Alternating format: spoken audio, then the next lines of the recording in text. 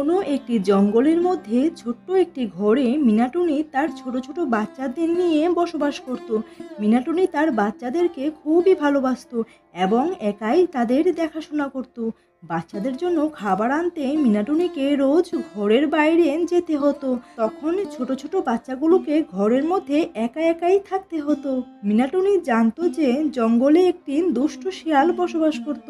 সেই শিয়ালটির নজর সবসময় তার ছোট ছোট বাচ্চাদের উপর ছিল। মিনাটুনি তার বাচ্চাদেরকে সবসময় সেই দুষ্ট শিয়ালটির থেকে সাবধানে রাখত। একদিন খাবার আনার জন্য মিনাটুনি ঘরের বাইরে যাচ্ছিল।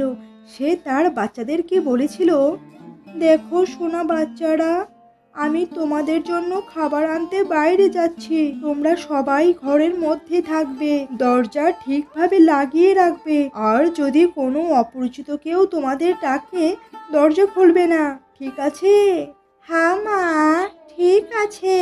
কিন্তু মা, আমরা তোমার ডাক কিভাবে বুঝবো যে দরজাটা তুমি নক করছো? আমি একটা গান শোনাবো তোমাদের। দরজা খোলো, দরজা খোলো, আমার সোনারা দরজা খোলো। দেখো দেখো মা এসেছে তোমাদের জন্য খাবার নিয়ে। দরজা খোলো, দরজা খোলো, আমার সোনারা দরজা খোলো। দেখো দেখো মা এসেছে তোমাদের জন্য খাবার নিয়ে। যখন তোমরা এই গানটি শুনবে তখনই ভাববে আমি ডাকছি, তোমরা দরজাটা খুলে দেবে, ঠিক আছে? হ্যাঁ হ্যাঁ, ঠিক আছে মা, আমরা বুঝে গেছি। মিনাটুনি একটি ব্যাগ নিয়ে খাবার আনতে চলে যায়। কিন্তু অন্যদিকে সেই দুষ্টু শিয়ালটি মিনাটুনি ও তার বাচ্চাদের সকল কথা শুনছিল। ওহো, আজকে তো আমি সকল কথা শুনে ফেলেছি, আসল সত্যিটা জেনে ফেলেছি। আজকে আমার নিমন্ত্রণ আছে, সকল বাচ্চা পাখিদের খাবার নিমন্ত্রণ। হা হা হা হা হা। শিয়ালটি তাড়াতাড়ি মিনাটুনির ঘরের দিকে চলে যায়। সেখানে গিয়ে ঘরের দরজাটাকে নক করতে থাকে এবং তার মোটা বিশ্রী গলায় গান শুরু করে। দরজা খোলো, দরজা খোলো, আমার সোনারা দরজা খোলো। দেখো দেখো মা এসেছে তোমাদের জন্য খাবার নিয়ে। আরে ওয়াও, মা চলে এসেছে, চলো দরজাটা খুলে দেই। কিন্তু মা এত তাড়াতাড়ি কিভাবে আসবে? আরে দরজাটা তো খুলি, মা মনে হয় অনেক মজাদার খাবার নিয়ে এসেছে। দাঁড়াও, দরজা খুলবে না, এই গলার আওয়াজটা আমাদের মার নয়। মা তো কত মিষ্টি করে গান গায়, আর এটা তো মনে হচ্ছে কোনো রাক্ষস গান গাইছে। ঠিক বলেছ ছোট্টু, এটা আমাদের মা হতেই পারে না। এই দুষ্টু রাক্ষস, এখান থেকে চলে যাও। তুমি আমাদের মা নও, আর সেটা আমরা ভালোভাবেই বুঝে গেছি। চলে যাও এখান থেকে। তাদের কথা শুনে বাইরে দাঁড়িয়ে থাকা দুষ্টু শিয়ালটি খুবই হতাশ হয়ে পড়ে। আরে সোনারা, আমি তোমাদের মা, দরজাটা খোলো। না, একদমই না, তুমি আমাদের মা হতেই পারো না। আমাদের মার গলার গান খুব মিষ্টি, মিষ্টি মধুর সুরে গান করে আমাদের মা, আর তুমি রাক্ষসের মতো বিশ্রী সুরে গান গাইছো। চলে যাও তুমি এখান থেকে। দুষ্টু শিয়ালটি বুঝে গিয়েছিল যে টুনির বাচ্চারা এভাবে আসবে না। আরে ওরা তো আমার গলার স্বর চিনতে পেরে গেছে, এখন আমি কি করব?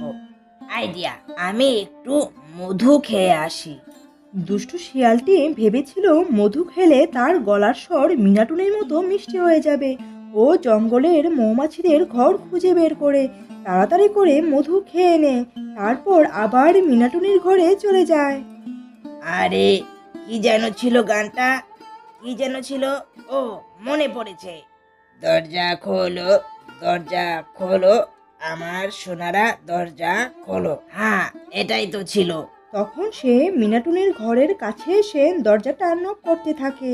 শিয়ালটি মিনাটুনির মতো গান গাইবার অনেক চেষ্টা করতে থাকে। দরজা খোলো, দরজা খোলো, আমার সোনারা দরজা খোলো। দেখো দেখো মা এসেছে তোমাদের জন্য খাবার নিয়ে। দরজা খোলো, দরজা খোলো, আমার সোনারা দরজা খোলো। দেখো দেখো মা এসেছে তোমাদের জন্য খাবার নিয়ে। মনে হচ্ছে মা এসে গেছে। হ্যাঁ হ্যাঁ, গানের স্বরটি তো মায়ের মতোই মিষ্টি শোনাচ্ছে। চলো দরজাটা খুলে দেই, মনে হচ্ছে মা আমাদের জন্য সুস্বাদু খাবার নিয়ে এসেছে।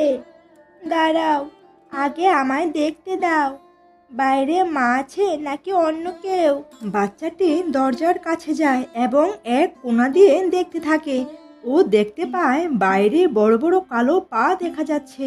কালো পা দেখে ও বলে ওঠে, আরে ওটা আমার মায়ের পা নয়, মায়ের পা তো চিকন, কিন্তু ওটার পাগুলো তো কালো কালো মোটা মোটা। এটা আমাদের মা হতেই পারে না। দরজা খুলো না কেউ। ছোট্ট বাচ্চাটা দরজার কাছে যায় এবং বলে, তুমি আমাদের মা হতে পারো না, তোমার পাগুলো রাক্ষসের মতো দেখতে, কিন্তু আমাদের মায়ের পাগুলো চিকন চিকন, খুবই সুন্দর দেখতে। চলে যাও এখান থেকে, আমরা দরজা খুলবো না।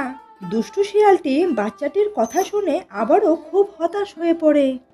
ওরে বাবা, এরা বাচ্চা নাকি জাসুস? দুষ্টু শিয়ালটি সেখান থেকে চলে গেলেও কিছুতেই এত তাড়াতাড়ি হার মানতে রাজি ছিল না। ও জঙ্গলে চলে গেল এবং কিছু কাঠ দিয়ে পাখির পা বানিয়ে নিয়ে চলে আসে। এখন দেখবো কিভাবে তোমরা দরজা না খোলো। দুষ্টু শিয়াল কাঠের পাগুলো নিয়ে আবার মিনাটুনের ঘরের দিকে চলে যায়। দরজা নক করতে করতে গান শুরু করে, দরজা খোলো, দরজা খোলো, আমার সোনারা দরজা খোলো, দেখো দেখো মা এসেছে তোমাদের জন্য খাবার নিয়ে। এইবার তো সত্যি সত্যি মা চলে এসেছে। হ্যাঁ, মাই এসেছে, দেখো কত সুন্দর সুরে গান গাইছে। বাচ্চাটি দরজার সামনে যেতেই দেখতে পায় চিকন চিকন সুন্দর পাগুলোকে। দেখো দেখো, পাগুলো দেখতে মায়েরই মতো। চলো দরজাটা খুলি, আমার খুব খিদে পেয়েছে। যেই বাচ্চাটি দরজাটা খুলে দেয় এমনি দেখতে পায় দরজার ওপারে একটি বিশাল বড় শেয়াল দাঁড়িয়ে আছে। শেয়ালটি চিৎকার করে বলে, আরে আমার ছোট্ট সোনারা, আমি তোমাদের মা, কিন্তু আমি তোমাদের খাবার দিতে নয়, তোমাদের খেতে এসেছি। হা হা হা হা। শিয়ালটি লাফ দিয়ে ঘরের মধ্যে চলে আসে। ঘরের মধ্যে সকল বাচ্চারা খুবই ভয় পেয়ে যায়। বাচ্চারা ভয়ে চিৎকার শুরু করে এবং এদিক সেদিক দৌড়াতে থাকে। আমার হাত থেকে কিভাবে বাঁচবে তোমরা? আমি তো তোমাদের ধরে নিয়ে যাব। এই কথা বলে শিয়াল বাচ্চাগুলোকে একটি ব্যাগের মধ্যে ভরে নেয়। ব্যাগটিকে পিঠে নিয়ে সেখান থেকে বেরিয়ে যায়। ও হো হো হো হো, ছোট ছোট তাজা তাজা বাচ্চারা, আজকে আমার নিমন্ত্রণ, বাচ্চাদের খাবার নিমন্ত্রণ। হা হা হা হা। দুষ্টু শিয়ালটির থেকে মিনাটুনের সবার ছোট বাচ্চাটি কোনো ক্রমে বেঁচে যায়। ও একটি কোণায় লুকিয়ে পড়েছিল। দুষ্টু শিয়ালটি তাকে দেখতে পায়নি বলে সে বেঁচে যায়। কিছুক্ষণ পর যখন মিনাটুনি খাবার নিয়ে ঘরে ফিরে আসে তখন সে দেখে ঘরের দরজাটা খোলা ছিল, কিন্তু ঘরের ভেতর জিনিসপত্রগুলো এলোমেলো হয়ে পড়ে আছে। সে ভয়ে ভয়ে বাচ্চাদেরকে ডাকতে থাকে, আমার সোনা বাচ্চারা, কোথায় গেলে তোমরা? দেখো তোমাদের মা চলে এসেছে, দেখো তোমাদের জন্য কত সুস্বাদু খাবার নিয়ে এসেছি। মায়ের আওয়াজ চিনতে পেরে ছোট বাচ্চাটি বেরিয়ে আসে এবং কাঁদতে থাকে। মিনাটুনি তাকে জিজ্ঞাসা করে, তোমার ভাই বোনেরা কোথায় গেছে সবাই? ছোট বাচ্চাটি কাঁদতে কাঁদতে ঘটে যাওয়া সমস্ত ঘটনা তার মাকে খুলে বলে। মিনাটুনি প্রচণ্ড রাগে লাল হয়ে যায়। আমার বাচ্চাদেরকে নিয়ে গেছে, আমি ওর ব্যবস্থা এক্ষুনি করছি। চলো আমার সাথে, ওই দুষ্টু শিয়ালটিকে আমরা খুঁজে বের করব। অন্যদিকে দুষ্টু শিয়াল ব্যাগটিকে নিয়ে তাড়াতাড়ি পা চালিয়ে ছুটতে থাকে। কিছুক্ষণ পর সে খুবই ক্লান্ত হয়ে পড়ে। সে মনে মনে ভাবে, এখন কিছুক্ষণ একটু বিশ্রাম নেই, তাছাড়া বাচ্চারা তো ব্যাগের মধ্যেই আছে, কোথাও যেতে পারবে না। আমি একটু ঘুমিয়ে নেই, ঘুম থেকে উঠে আরাম করে সবাইকে খাবো। এই কথা বলে শিয়ালটি ব্যাগটিকে মাটিতে রেখে ঘুমিয়ে পড়ে। মিনাটুনি হন্য হয়ে তার বাচ্চাদেরকে খুঁজতে থাকে। শিয়ালটির নাক ডাকার শব্দ শুনতে পেয়ে মিনাটুনি শিয়ালটির কাছে চলে আসে এবং দেখতে পায় দুষ্টু শিয়ালটি নাক ডেকে আরাম করে ঘুমাচ্ছিল। তার পাশেই একটি ব্যাগে বাচ্চাগুলো চেঁচামেচি করছিল। বাচ্চাগুলো বেঁচে আছে দেখে মিনাটুনি একটু স্বস্তি পেয়েছিল। তখন মিনাটুনি ব্যাগটির কাছে যায় এবং বাঁধনটি খুলে দেয়। সঙ্গে সঙ্গেই ব্যাগের ভেতর থেকে বাচ্চাগুলো বাইরে বেরিয়ে চলে আসে। বাচ্চাগুলোকে দেখে মিনাটুনি খুবই খুশি হয়ে যায়। তারপর ছোট্ট বাচ্চাটি বড় একটি পাথর নিয়ে আসে এবং সেটাকে আবার ব্যাগের মধ্যে ঢুকিয়ে আগের মতো বেঁধে রেখে দেয়। তারপর মিনাটুনি ও তার 7টি বাচ্চা দুষ্টু শিয়ালটির তামাশা দেখতে থাকে। কিছুক্ষণ পর দুষ্টু শিয়ালটির ঘুম ভেঙে যায়। ওহো, অনেক দেরি হয়ে গেছে। এখন আমি ঘরে যাব। ঘরে গিয়ে বাচ্চাদেরকে আরাম করে খাবো। আরে কত ওজন হয়ে গেছে বাচ্চাদের। আহা, কতগুলো বাচ্চা আছে এখানে। সবাইকেই খাবো আজকে। আজকে তো আমার নিমন্ত্রণ, আমি তো আজকে পেট ভরে খাবো। কিন্তু পাথরের ব্যাগটিকে নিয়ে যেতে শিয়ালটির খুব কষ্ট হচ্ছিল। সে অনেক ক্লান্ত হয়ে পড়ে। নদী পার হবার সময় যখনই সে জলে পা ফেলেছিল, সে পা পিছলে নদীতে পড়ে যায়। পাথরের ব্যাগটিও জলের স্রোতের সঙ্গে সঙ্গে ভেসে যেতে থাকে। আরে বাঁচাও, বাঁচাও, কেউ আমাকে বাঁচাও। দুষ্টু শিয়ালটির এমন অবস্থা দেখে মিনাটুনি ও তার 7টি বাচ্চার হাসি যেন থামছিলই না। এই গল্প থেকে আমরা শিখতে পারি যে খারাপ কাজের ফল সর্বদাই খারাপ হয়ে থাকে। বন্ধুরা, আমাদের আজকের গল্প তোমাদের কেমন লেগেছে?